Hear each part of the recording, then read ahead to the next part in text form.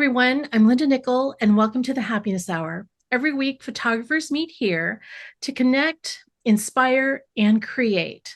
My guests share their tips and techniques, insight into their creative journeys, and they inspire us to try something new. You can find the schedule for upcoming presentations on my website at lindanickell.com. Tonight's guest is Dr. Imma Barrera.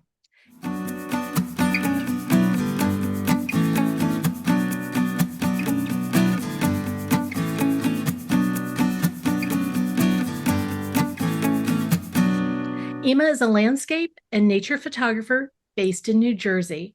She's a graduate of the New York Institute of Photography and has a PhD in molecular biology from the University of Zurich. Imma has won several awards and exhibited her photography in a number of galleries worldwide, including Collector Works, which is sponsored by Your Daily Photograph.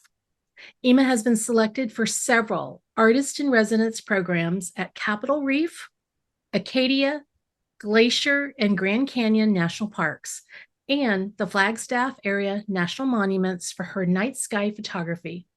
In her book, Photographic Journey Through National Parks, Imma shares her experiences as an artist in residence. You can join one of her photography workshops and connect with her through her website at linktree.com/imma.photo. And if you're on Instagram, you can find her at imma.photo. In tonight's presentation, Photographing National Parks at Night, Imma will talk about her dark sky photography, how her collaboration with the National Park System is helping raise awareness of the effects of light pollution, and she'll share her knowledge about astrophotography. Welcome to the Happiness Hour, Imma. Well, thank you so much for the invitation, and thank you so much, all of you who are just here to listen. I hope this is more of an inspirational talk. I'll talk some technical stuff because Astro always kind of brings that subject. How do you shoot at night? But mostly it's going to be inspirational because my goal is to show you how beautiful the night sky is. You guys are not that far from Big Bend National Park, so you can always go over there because you'll be amazed how a dark sky looks like in national parks. Okay, so a little bit of what, just to connect the dots. I'm a scientist. I have used photography in my research because I spent multiple hours taking pictures under the optical, electron, fluorescent microscopes.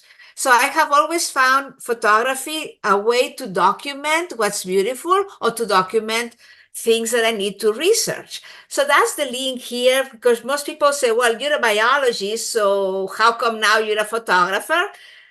I've always loved both because photography for me has been a tool to capture what's beautiful in the world. The title of the presentation, although I'm going to change it a little bit from what's here, is Under the Night Sky, because that's the title of my book, the one that I'm working on, that's going to be published this year. And actually, Under the Night Sky is the name of my project, the project that I applied to several national parks in order for them to basically select me and let me spend some time there to basically photograph the night sky. Okay, this is my contact information. That's my website, www.imma.photo, my email address. You have my Instagram, my Facebook, and also Vero. That's my social media. Okay, so this is, as I said, I'm a biologist, a photographer, and educator, because I also teach microbiology in a college here in New Jersey. I also teach basic photography, post-processing classes, mentoring programs. I have several workshops. This is not updated. Actually, all of these have already taken place except for the California one, but that's happening very soon, as you guys can see for the dates. And then I'm going to start putting the schedule for the second part of the year, the workshops for the second part of the year. I also do moon alignment workshops when the moon is aligned with several iconic buildings in New York City or in Philadelphia or some in New Jersey. And then I always do long exposure photography when it's not the Milky Way season in areas like Ricketts Glen, which is actually fabulous in the fall because they have like tons of waterfall, and with the fall colors, it's a great area for, as I said, long exposure. Okay, So these are the books that are available on Amazon.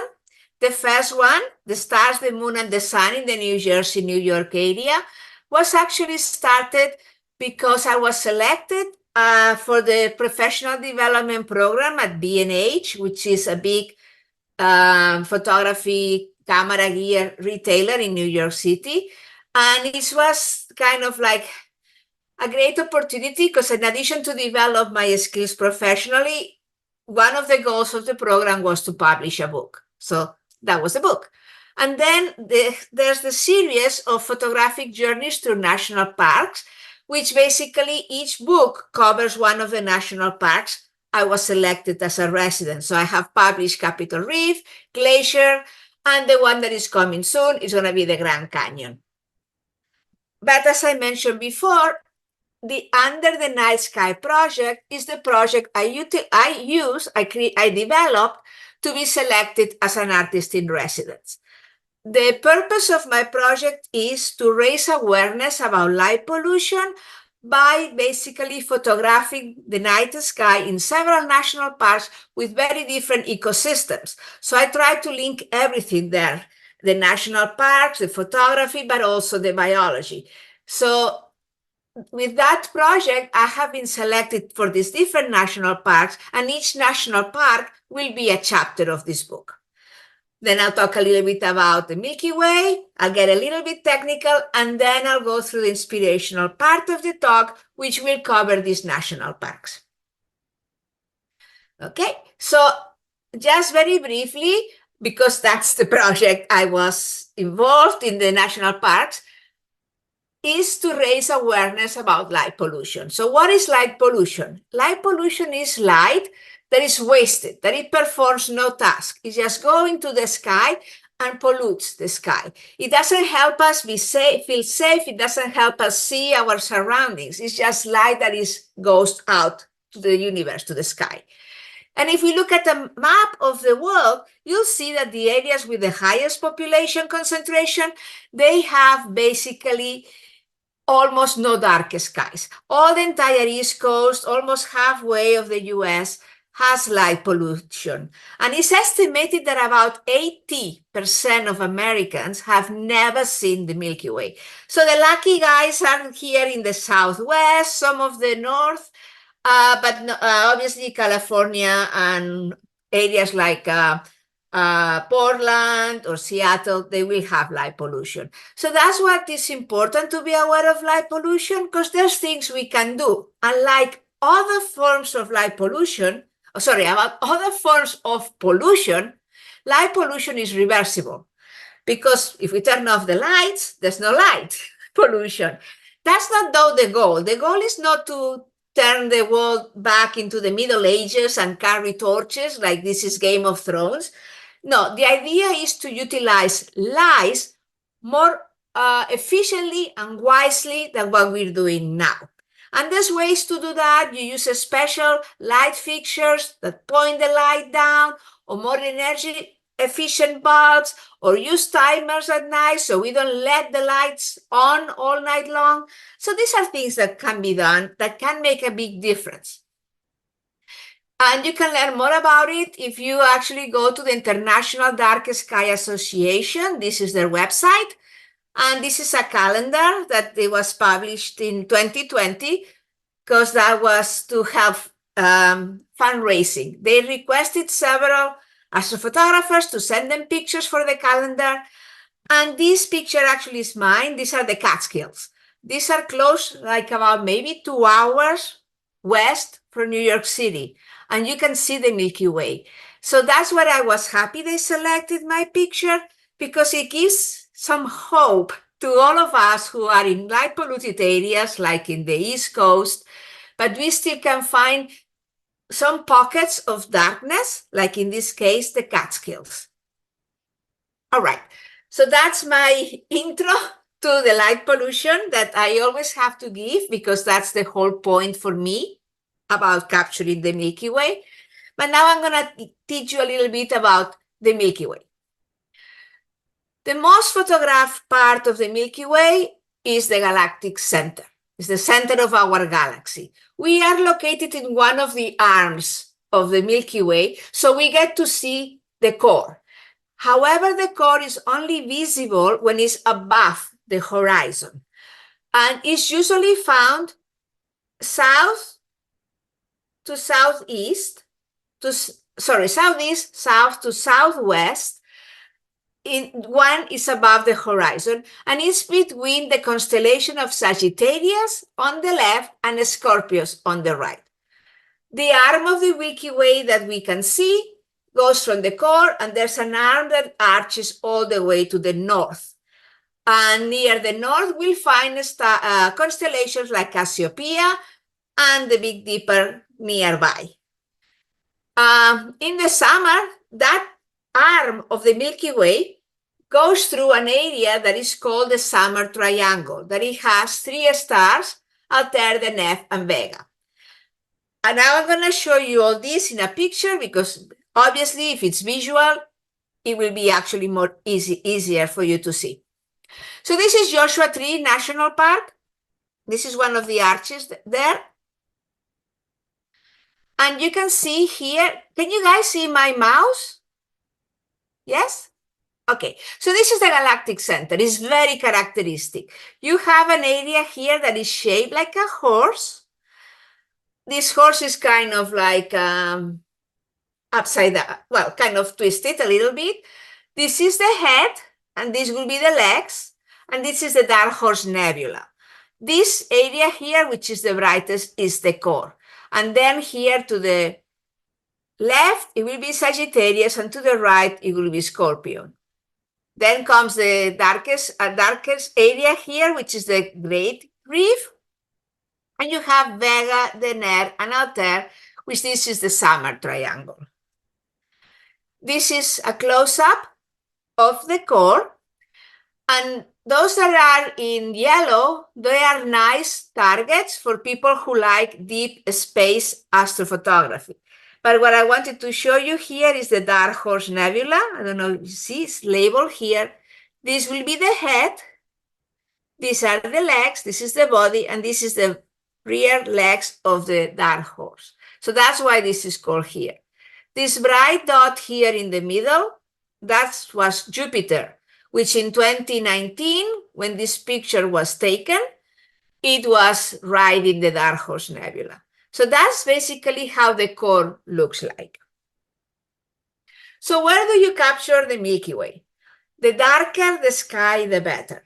This is an example of how light pollution affects the stars. If you are in an area that is called Bortle Scale 1, scientists have been measuring the darkness, how they measure darkness in what is called the Bortle scale. So it goes from 1 to 9.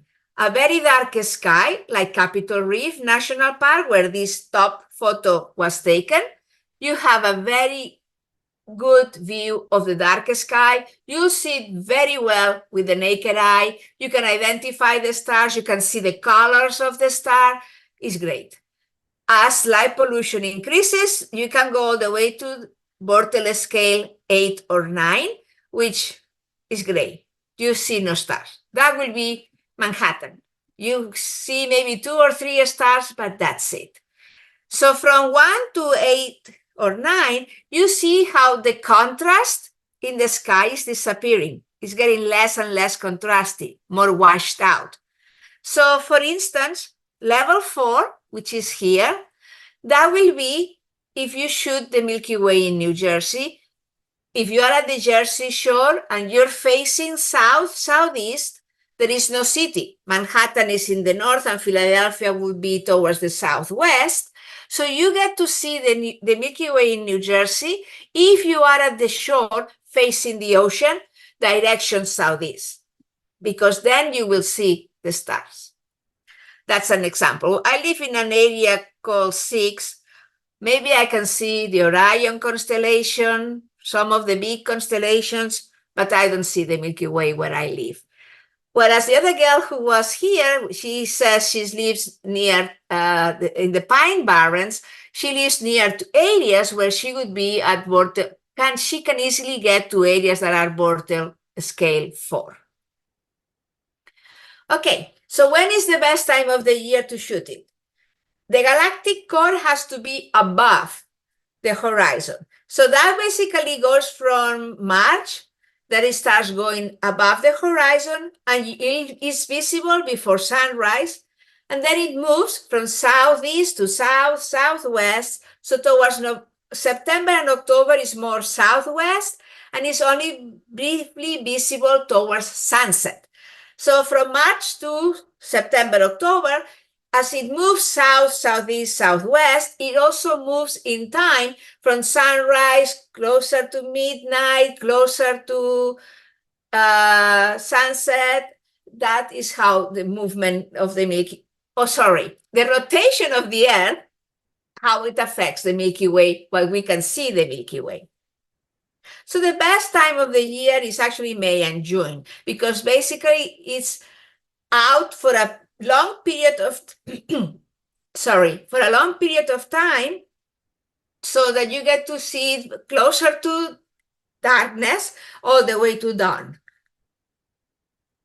Okay, so that is my little bit of a technical part of the talk. I'm not gonna go into much depth here, but my camera is basically the Nikon C7 II, which I have astro modified. That means it captures more light than the visible spectrum of light, and the Z8.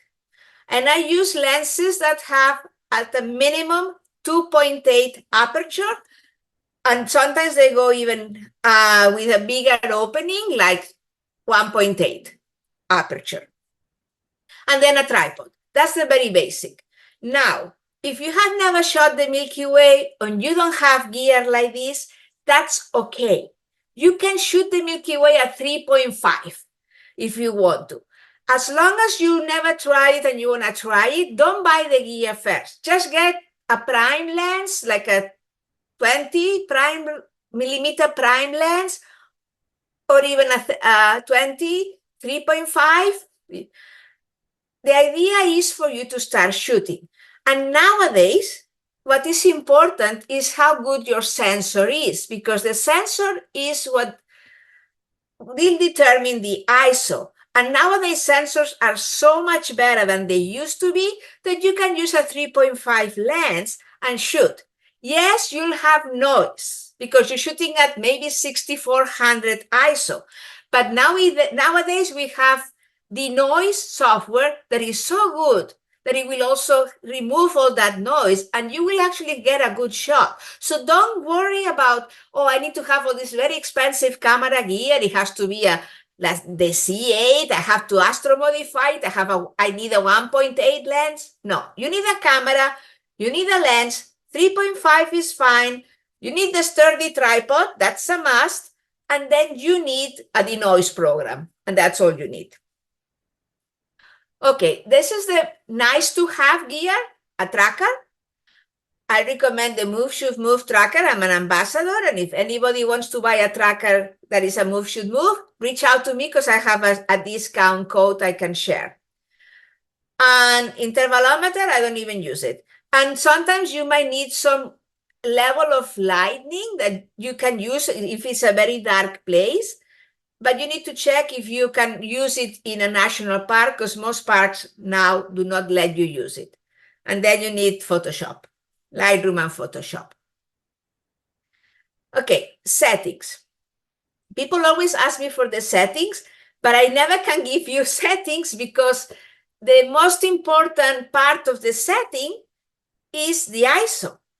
And the ISO depends on how much light pollution you have. And unless I am there, I do not know what ISO you could use. But the settings are easy. Whatever your lens is, use it as wide open, as much wide open as you possibly can. 2.8, 1.8, 3.5, open it. Your shutter speed needs to be short, in the sense that if it's too long, your stars will trail. So there's several rules, like the 400 rule, the 500 rule, the MPF rule. Just Google those so you can understand what it means. I usually do not shoot anything longer than 10 seconds. And then your ISO. And ISO is where you have the flexibility. You're stuck with the aperture. It needs to be wide open. You're stuck with the shutter. It needs to be relatively fast or your stars will trail. Your ISO is where you can actually do anything you want. You can go to ISO 8000. I have shot at ISO 10,000 when the place is really, really dark.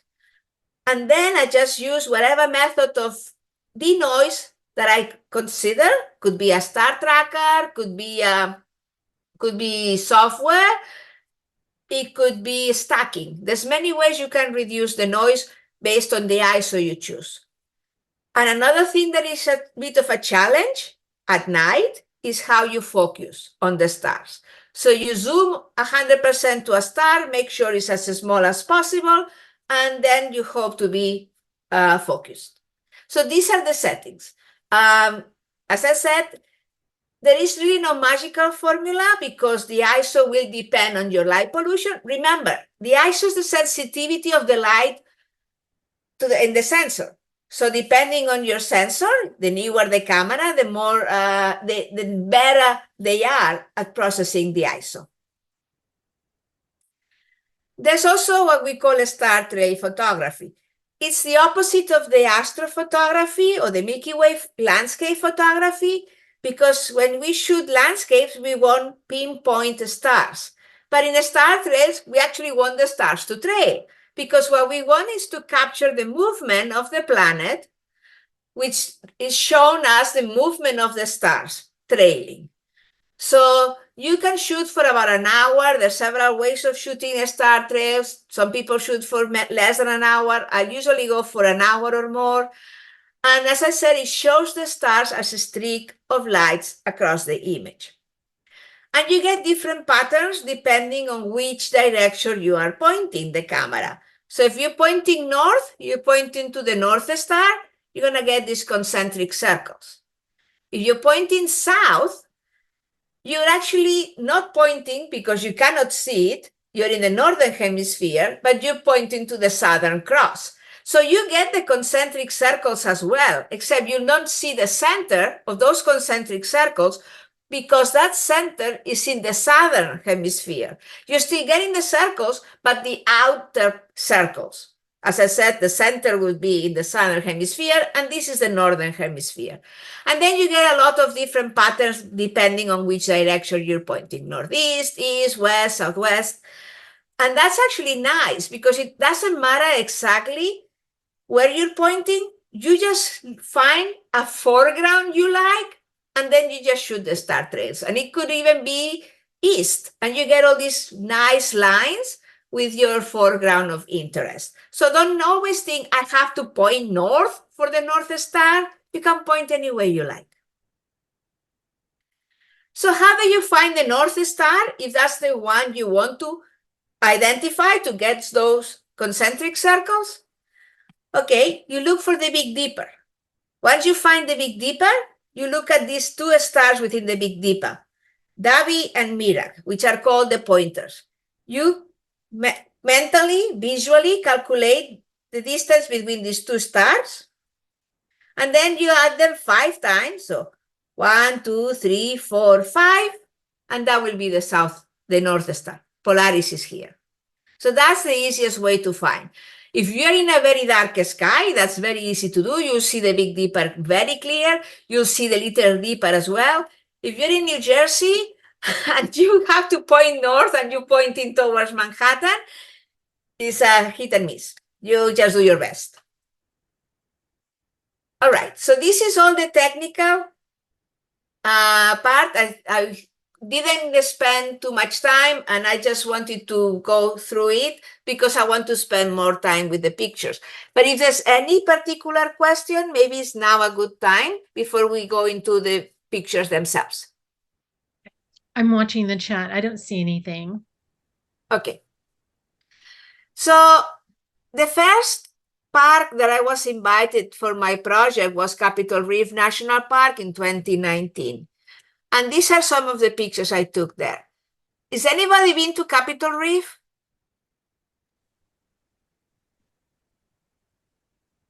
I don't. Oh, yes, somebody. Heidi. Heidi's been there. Yeah. Okay. So I love it. It's possibly one of my favorite parts for night sky because Capitol Reef is like a barrier, a geological barrier, and that creates a very dark sky. There's really no light pollution in this park. So here, when I was there, I still was able to use some light to illuminate my foreground. Now the park does not allow to use light. So that's something to keep in mind. But this is basically the Mormon schoolhouse. This is off the main road, which is Utah State Road 24. And this was illuminated with a very, very dim LED light. And this is the Milky Way. In 2019, I mentioned Jupiter, which is this big blob, was riding the Dark Horse Nebula. And here we have parts of Scorpio. Scorpio is actually very easy to find once you get used to looking for a Scorpio. And what is nice about a Scorpio, and especially this star here, this star is yellow, and you can see that it's yellow at night. And so you can identify a Scorpio and Antares, this star, and you're going to know that in 45 minutes, wherever Antares is, that's where the Milky Way will be. So because of the movement, it takes about 45 minutes for the core to reach this location. This is Cathedral Valley, also in Capitol Reef, and is my favorite part of Capitol Reef. You need to go there with a 4x4 or a good high clearance vehicle, but it's just beautiful. So this is the Temple of the Sun. And you see again Jupiter here, you see the stars, the core. This pink area, that's the Lagoon Nebula. These are very high monoliths. There are about, I don't remember on top of my head, so please don't quote me, but they're about 4,000 feet or something like that. These are not small. And there's absolutely no one. I was there completely by myself. There was not a single car. So I know perfectly well there was no one else because you need to go there by car. And this is the Temple of the Moon. So again, we have here Antares. We have the huge blob of Jupiter and the Milky Way. So now I just want to show you the difference between these two pictures. If you look at this picture, you'll see that somehow the foreground is kind of flat. It doesn't have that much of a third dimension. If you look at this one, you see some shadows here. So there's more dimension to this image than to this one. So what is the difference? This one is a long exposure of the foreground, about half an hour. I had to have my shutter open for half an hour for the light of the stars to illuminate the entire foreground, the temple and the mountains in the back. So that's half an hour long exposure. And then I took that half an hour long exposure, needless to say, in half an hour, the stars trail. But that's what I do. I take several shots of the sky so that I can stack them to remove the noise. And then I blend in Photoshop, I blend the foreground. Because if I take this picture without a blend, all this is pure dark. You don't see any details at all. This one is slightly different. The sky is the same technique. I take several pictures of the sky. There's a special software, Starry Landscape Stacker for Mac, Sequator for a PC. You stack those pictures together. Noise is random. So when you take several pictures, the software is able to distinguish what is a star and how the star has moved. And whatever random noise is in the picture, it eliminates it. And so the image is clean. But here I blended a shot that was taken just before the beginning of twilight. So then you start seeing some of the shadow that is happening because the sun will eventually rise. So the sun is at a distance from the horizon, under the horizon, but close enough that you start seeing the effects of twilight and a little bit of the shadow. So that's why I prefer this picture, because I like the 3-dimension that you can see in comparison to this one. So this one obviously might have been maybe like 10 minutes or something, but it was long exposure, not as long, and I had shadows and I had more vibrant colors in comparison that this one is a more flatter. So you can see how sometimes how you shoot your foreground has an impact in the in how you get a much better shot. But of course, twilight just happens a certain time of the night, and I'm there the whole night. There's only one picture I can shoot close to twilight. Everything else has to be taken when it still is dark. These are the star trails. I told you I got that foreground at blue hour. The reason is because I set up my camera. I set it up with the same settings for the Milky Way, and I let that camera take shots nonstop for more than an hour, and that's the star trails. You see here, at the end of my star trails, it was getting close to sunrise, so you now see the temple. This is the Temple of the Moon. You see it now pop more as compared to this one, which still is not completely blue hour, but I really like to have those colors, the vibrant colors of blue hour. And you can see the beginning of my shot, and you can see how much the stars trail in that hour plus that I let my camera run. And I combined the shot with one shot of the Milky Way because my first shot of the Milky Way, because I still wanted to get some of the nebulosity that the Milky Way has. Okay, this is also Capitol Reef. This is Chimney Rock. Here the light came from cars driving by. Here will be where the road is. So some cars drove by and helped me illuminate Chimney Rock. And here you have the Milky Way. Jupiter. Jupiter is very bright. We could see Jupiter at blue hour, just right after sunset. You can see Jupiter. And that's why here is a very big blob, because it's brighter than everything else in this picture. Again, Jupiter here. This foreground was also taken before sunrise at twilight. So that's where I could get some of the details of the mountains. And that's what's important for this particular park. You have this beautiful scenery, you have these beautiful mountains, the barrier, the buildings. That's why you need to take those very long exposures or shoot before twilight. You again see a gigantic blob of Jupiter. You see Antares being yellow. This foreground was also like half an hour shooting. There were some horses here. I had to move my camera. Initially, I had it here, but the horses were smelling my camera, and that wasn't good. These trees are this is part of Fruta, the settlement where the Mormons lived. And these would be the campgrounds where people actually stay in Capitol Reef. Again, any of these pictures, for me, the sky is so dark. It's just unbelievably dark. This is, I think this is the castle. This is the castle. This rock formation is called the castle. You see star trails here. I'm pointing north. That's where I have these concentric circles. And this is the Fremont River. Okay, so that's Capitol Reef.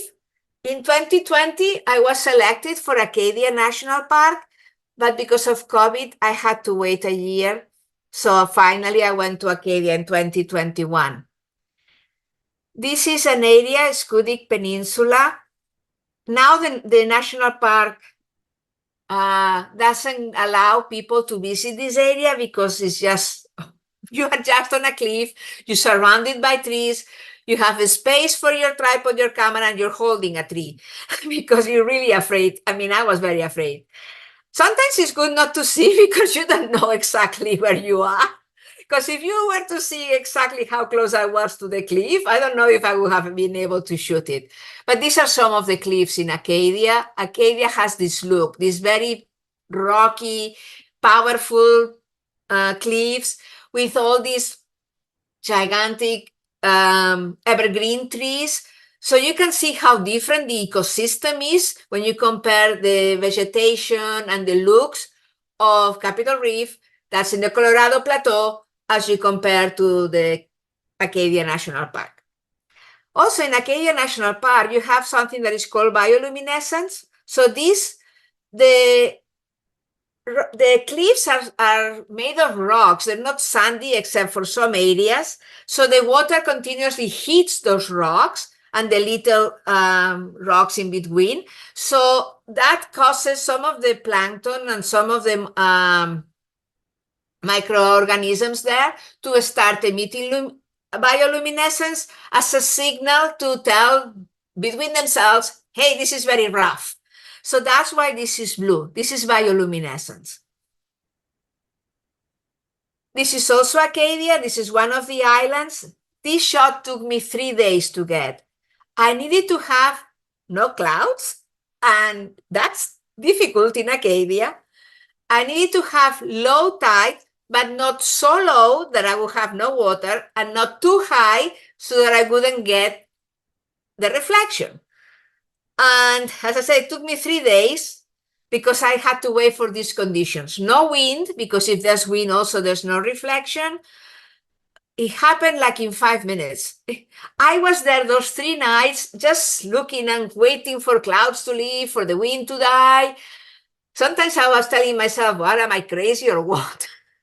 But at the end, the end of the 3rd day, like 5 minutes before the end of darkness, I was able to take the shot. So sometimes patience and perseverance helps. This shot is also a complex shot in the sense that I stacked for the sky to remove the noise. I shot a long exposure to get the trees, the island in the back, more trees.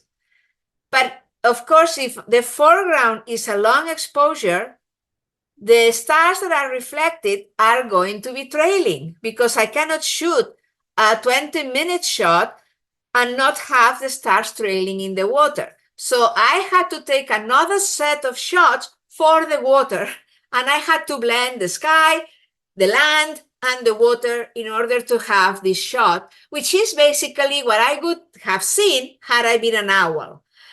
Sometimes people ask me, like, do you post-process a lot, a little? How do you decide what level of post-processing you do in your Milky Way? My answer is, it depends on each person. Each person has their own sense of what's beautiful, and they post-process that way, and for them it's good. Whatever they do, over post-process, under post-process, everything is fine because that's our own personal decision. For me, I try, as a biologist, I try to see, okay, I'm not a nocturnal animal. My eyes are not meant to see the night as an owl could see it, or as a mouse could see it. So when I try to keep that in mind, I try to reflect the night sky and the foreground as if I was a nocturnal animal, and I could basically see this, because that's real. Real in the sense that if I had a different eyesight, this is what I would see. All this is captured in different exposures. So it's exposure blend. It's not for me.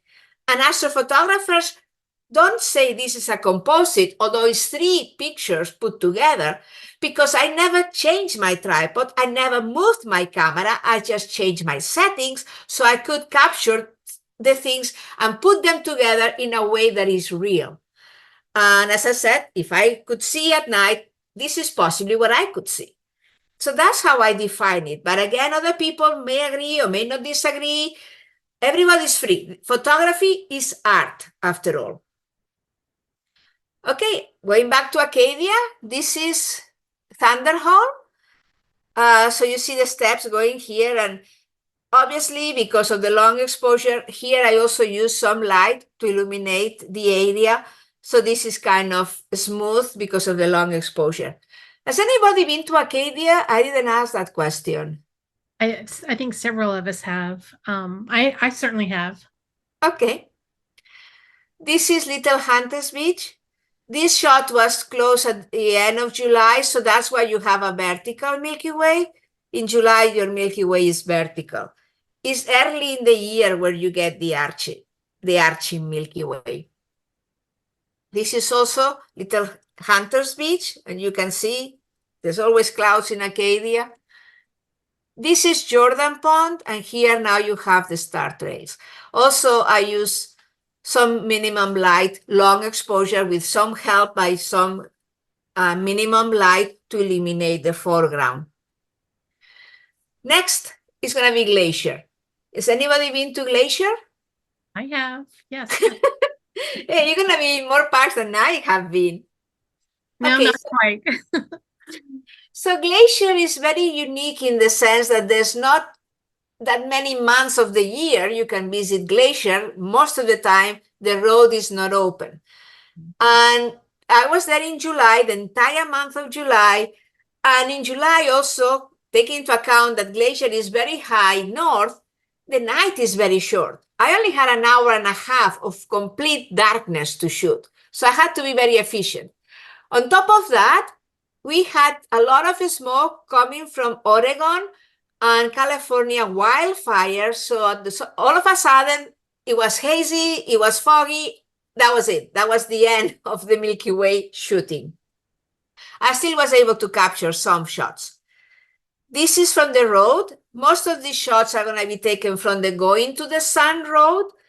I didn't venture to hike at night at all there, as I did in the other two parks. I was hiking with a flashlight, but here there's grizzlies. So you don't really want to be hiking by yourself with lots of camera gear that is way too heavy for you to decide to bump into a grizzly.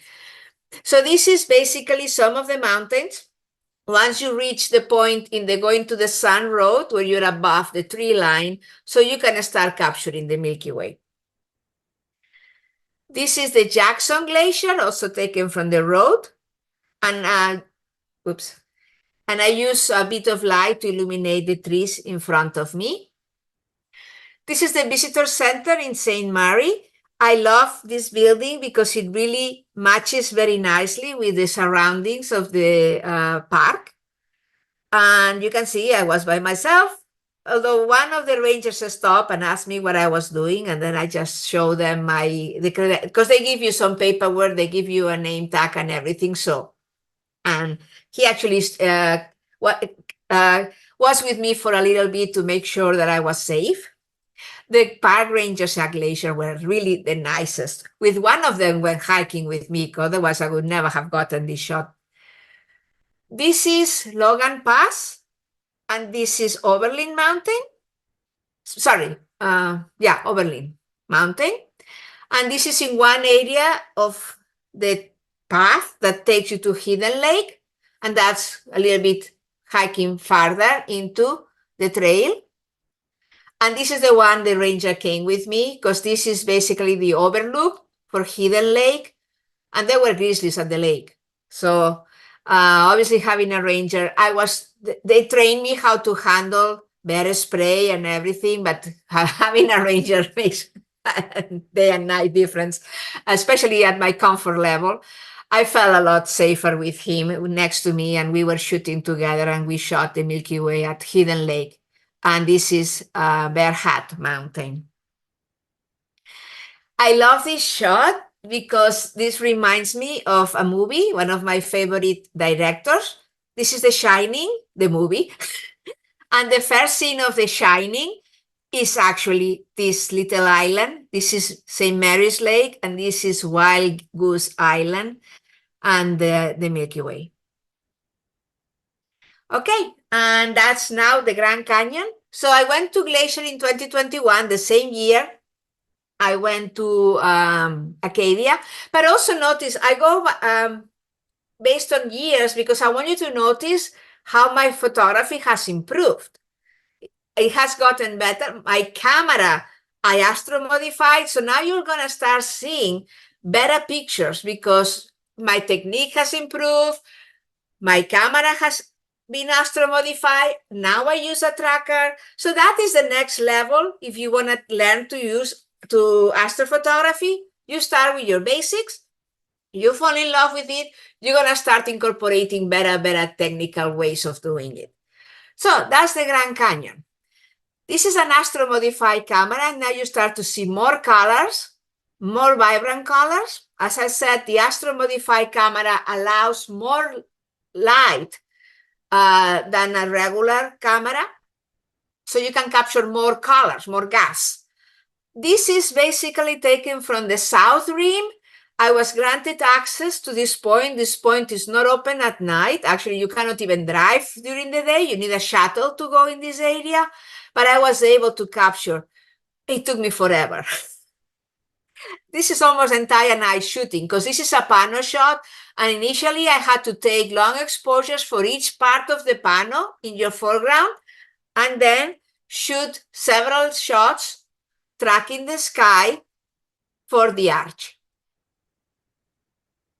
And then again, the rangers, when you're an artist in residence, the park helps you to get the shots because they want you to get the shots. That's part of the project. That's why you are there.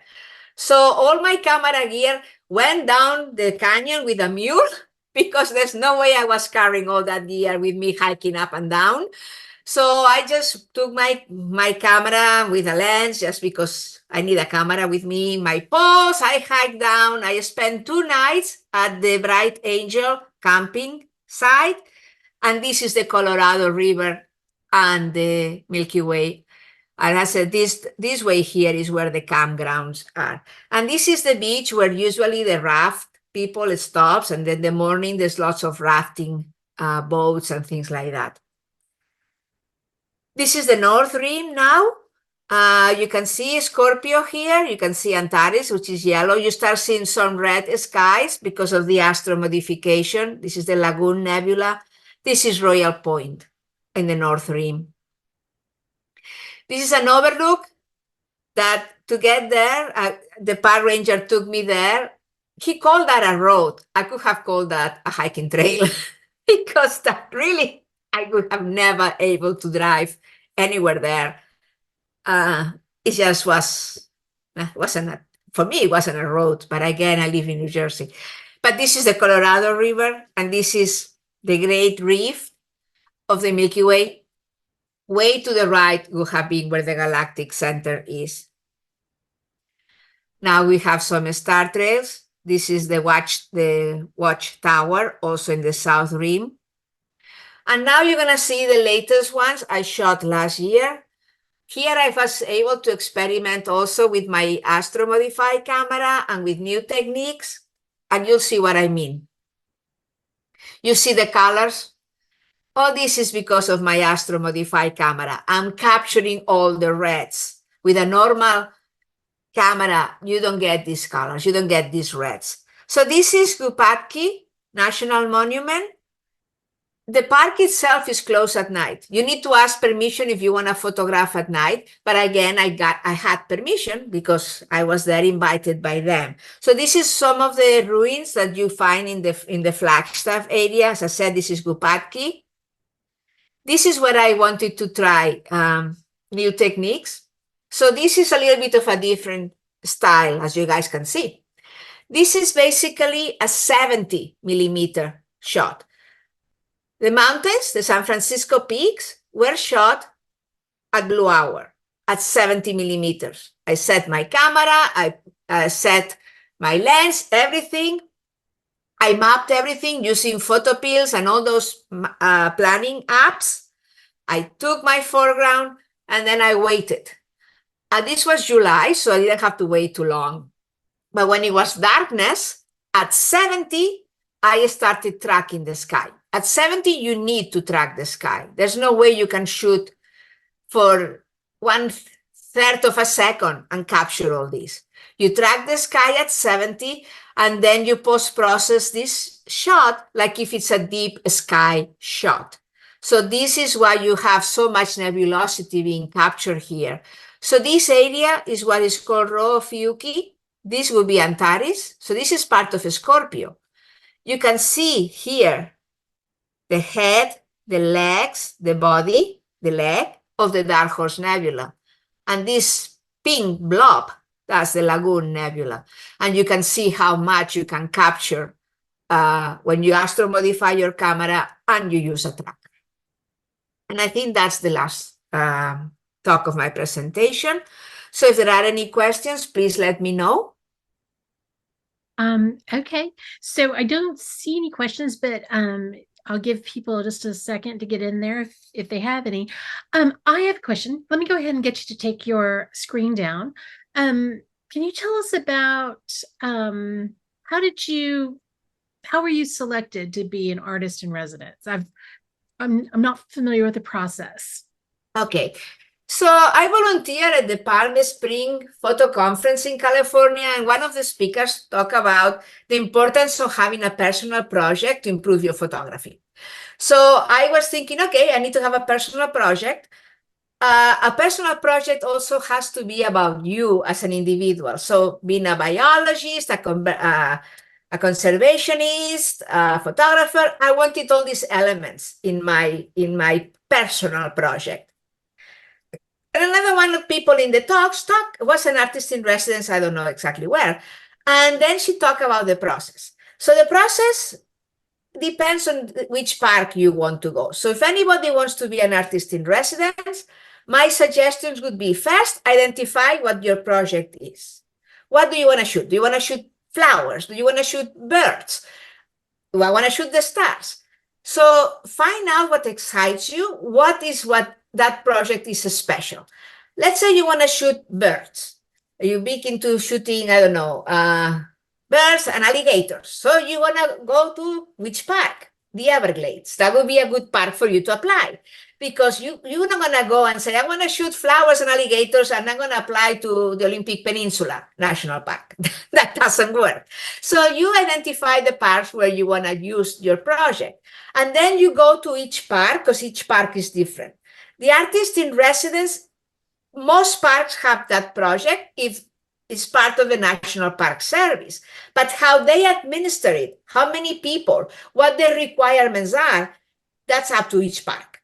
So let's say in the case of Capitol Reef, I was asked, they had a special one for dark sky. They want to promote the park because it's so dark. Obviously, for me, that was the perfect match. They want astrophotographers. I'm an astrophotographer. I had my project. What they wanted for me to go there for 2 to 3 weeks.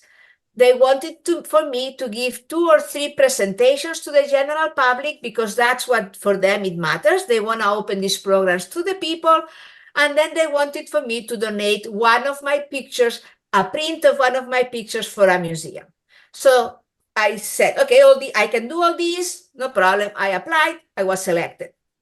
Let's look at the Badlands National Park in South Dakota.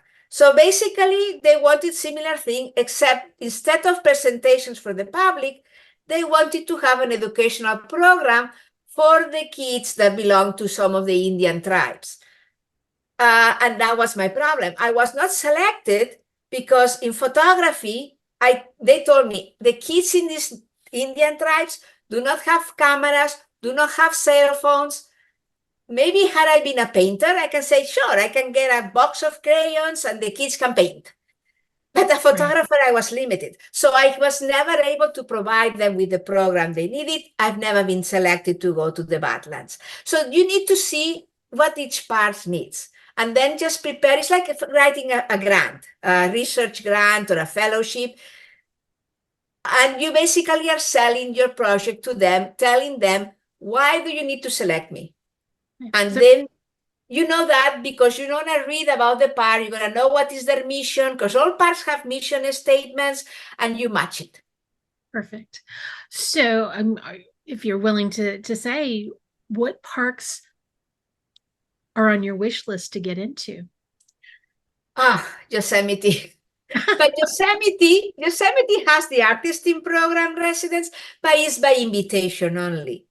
So Yosemite has to know I exist. So that's kind of difficult. Yeah. I don't have Ansel Adams behind my name. Well, let's rattle some cages, and maybe we'll get your name out there. Excellent. Imma, the photography that you shared with us, let's be honest, some of us will never get that opportunity to see and stand on those ledges that you have stood on to get these shots. So thank you for taking it for the team, because I I'm a lazy photographer when it comes to astrophotography. I'll go with a group if everybody else can be in control, in charge of something, and I will tag along and I love it.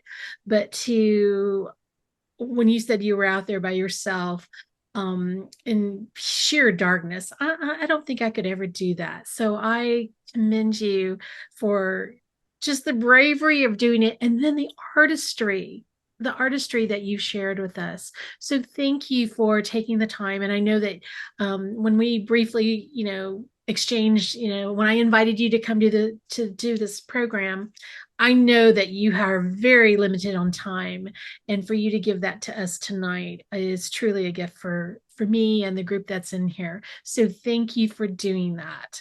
I so appreciate it, and I wish you luck. And in the event that you get into Yosemite, would you let me know so Oh, that of course. I can get you back here? Because I would love to see what you could do with Yosemite. Yeah, no, there's other parks. I mean, it's not only one of the things about being an artist in residence is that I don't only shoot the night sky. As I said, once I had those wildfires in Glacier, then my purpose changed to shoot wildlife. So I was chasing grizzlies. But see that, yeah, when you said with grizzlies at night, and I thought, there's so many things that you have to think about, not just the technical, your camera equipment, how you're going to set up, how you're going to get it down there, but the elements. You're from New Jersey. That's where you live. You don't think, oh, grizzlies is something that I need to worry about. There's some nice comments in here in the chat, and I'm going to share this with you when I send you the link with everything. But I certainly appreciate your time, and gosh, thank you for taking the time to bring these places to life for us, sitting in the comfort of our own offices or our living rooms tonight. So, all right, with that, I'm going to go Yeah, ahead. let me just say to people that they shouldn't be worried about shooting at night. I mean, you can always go with a group of people. I mean, you have here a group of friends. There's several of you are from Texas. So just go to Big Bend. They Oh, need a I've been, holiday. yes. I'm assuming you've been to Big Bend. No, I have not. You They don't have. have the artist in residence program. Well, then yes, you just come and we'll figure out how to get there. We'll get in. Okay. Big Bend is absolutely marvelous. It is. I'm going to pitch for Texas. All right, Um, let's do that. Let's get together and let's go to the Big Bend. first time I saw the Milky Way was in Big Bend, Oh and yeah, it's dark. my friends kept pointing at it. I'm like, well, I just see like these like stars, and they're like, that's it. It is amazing. It is absolutely one of those feelings that it makes you feel very, very small. It's such a grand landscape, and in the daytime, it's big and just vast, and at night, it's just like Well, being. that's what it is for me. When I'm there and I'm looking at it and I'm looking at how beautiful the entire place is, I just forget. I no longer feel the fear. I just feel like I'm aligned with the universe. I feel I belong there. So yes, of course I get scared. But as I said, in national parks, rangers can come. Grand Canyon asked me to run a workshop. So there's lots of things. And at the end, it's a point in time, it's like, well, if I don't do it, I will regret it all my life. But anyway, I want to encourage people to go and shoot at night. It's not as challenging. You can go with friends, you can take a dog. So many astrophotographers that are women, because there's a lot less women than men, they Yes. actually go they take workshops, or they go with their doggy, or they go with their husband, but just go out and shoot. And then for those who don't care about the Milky Way or anything else, but still, if you have, as I said, a personal project that you really want to grow as a photographer, look to see it into the artist in residence program. Some are 2 weeks, some are a month, some are very flexible. Acadia was extremely flexible. They could let me go 2, 3 weeks maybe for the Milky Way, and then I came back for the fall colors. So they let me split it into several times I could go and visit. So I really encourage people to look into the artist in residence program, go to the national park that you like, look into get involved and see if they have an artist in residence program, because it's such a unique opportunity to help you grow your photography that I highly recommend it. Well, thank you for inspiring us to think about that. So hopefully somebody will see this presentation and think, you know what? Why not try it? So Exactly. yeah, that's It's what nothing to lose. you have exactly, you have nothing to lose. So all right, with that, I'm going to close out this session. Thank you so much. It was so nice to meet you. All right. So when you get Yosemite checked off, please circle back. We'd love to have you back. Sure. Thank you, everybody, for attending. I hope you enjoyed it. And again, I have helped you, inspire you, because that was my goal. As I said, not so much technical, but you can always find a YouTube video that shows you how to shoot the Milky Way. All right. Thank you again, everybody. And thank you so much for inviting me. You're welcome. All right. Next week, wildlife artist Robert Caldwell joins us with his presentation, Photography from a Painter's Perspective. Until next time, go out and create something beautiful. And I hope that we see you again soon.